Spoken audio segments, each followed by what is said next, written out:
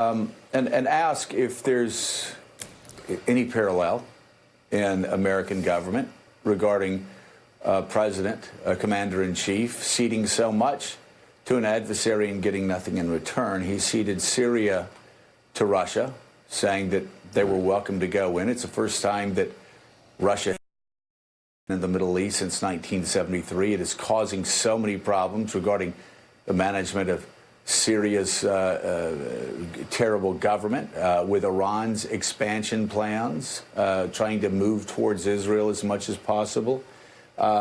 He ceded Afghanistan to Russia this past week, saying he wanted to get out, and if Russia wanted to go in, they were welcome to go into Afghanistan. Of course, ceding objections to Russia entering the G8. Of course, again, Russia, it wasn't Barack Obama, it was the entire American government that was shocked, rightly, by Russia's invasion of Crimea, by the annexation of Crimea, by the shooting down of commercial aircraft, and, of course, refusing, and perhaps the most disturbing and inexplicable problem is Donald Trump continuing to refuse to listen to his military leaders, refuse to listen to his intel chiefs that he appointed, the FBI director, the CIA director, the National Director of Intelligence. We can go down the list. The Department of Homeland Security director saying Russia is threatening American democracy. Russia is trying to undermine American democracy. Mr. President, do something about it. And yet this president and Mitch McConnell refused to do anything about it. Add all of those up, from Syria to Afghanistan to the G8 to the ignoring of the Crimea invasion, the annexation of all the treaties that were broken when that happened. I mean, add all of that up, John, and what type of picture does it paint? As gloomy as at any point in the history of the country in terms of a president's conduct of our toward a foe and or a rival, depending on how you want to characterize Russia. And one of the great mysteries of the age to me continues to be how the party that was so vital to the defeat of Soviet totalitarianism has decided to support a president who is enabling and being in many ways complicit with the totalitarian heir to that system.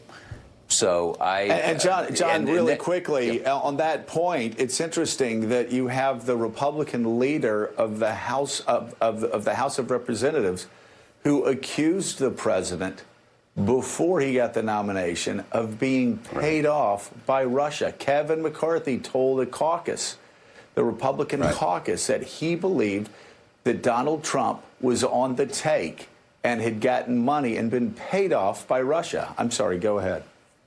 Yeah, no, and I think this is what the founders in many ways were concerned about. One of the big issues in Philadelphia in the 1780s was how do you keep a president, or even a legislator too, but mostly a president, how do you keep them from being influenced by a foreign government? And it was, for a lot of the safeguards were about that. Jefferson and Hamilton, part of their ferocity was Hamilton thought Jefferson was too close to the French, and Jefferson thought Hamilton was too close to the British. And that was an essential story at the beginning of the Republic, which was ferociously partisan, which was difficult, and was all there. One of the things we forget about in America, which I think is really interesting in terms of the Russia question now, even now, is we see ourselves as this continental nation with a destiny for good or for ill, depending on where you are. But nobody living in 17 knew we were going to be a continental nation.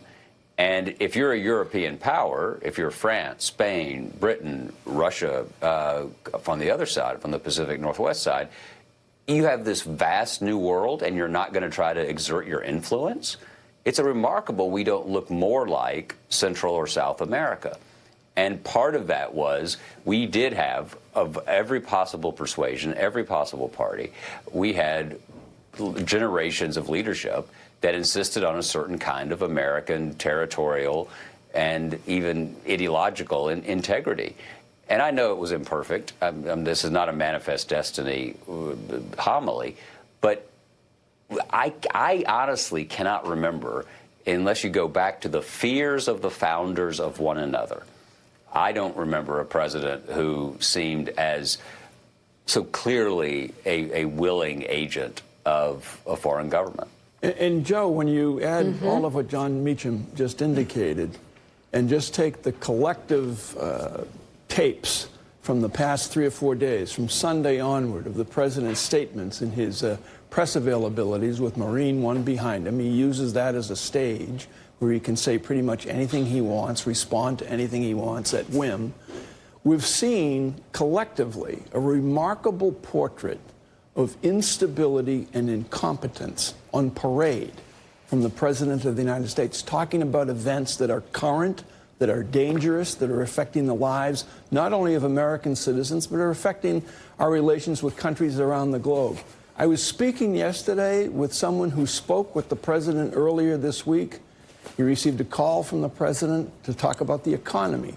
And this person was telling me that the conversation was remarkable and that the President of the United States seemed absolutely incoherent talking about current economic trends. $1 trillion deficits. The President was talking about things that ought to be done, attacking the Fed, and talking about as if it were December of 2008 and January of 2009, talking about crazy, crazy implementation of things that are beyond bizarre. This is the President of the United States. We've seen the videos this morning of his behavior and his rhetoric. This is, I think, getting worse by the day. Well, it is definitely. We've noticed that when the pressure is on him, he gets worse, at times incoherent. That happened during the ramp up of the Mueller investigation. At critical times in the Mueller investigation, we would see this. After the Mueller investigation passed, we noticed a little bit less of that. Whether it's the economy or something else that's going on right now, there is no doubt that with pressure on him, he does seem to be more incoherent based on people who work around him than he's been in some time. But, you know, Willie, we talked about this earlier this week. The Republicans don't, other than Kevin McCarthy, who said that the Russians paid off Donald Trump. The Republicans, for the most part, don't like the theory that Donald Trump is beholden to Russia. And Trump apologists in the media get very angry whenever anybody suggests that and start pushing back. And it's the anti-Trumpism that they've hidden behind for years to keep their subscription rates up or to try to just stay afloat. But I do wonder at the end of this week, what is the Republican explanation for a president who has ceded Syria, ceded the Middle East, who has ceded Afghanistan now and said, go in, take over, we'll get out, against the advice of every single military person, of every single general, every single admiral, every single foreign policy expert that has helped America become the most powerful country in the history of the world. And the fact that he's doing nothing to protect American democracy.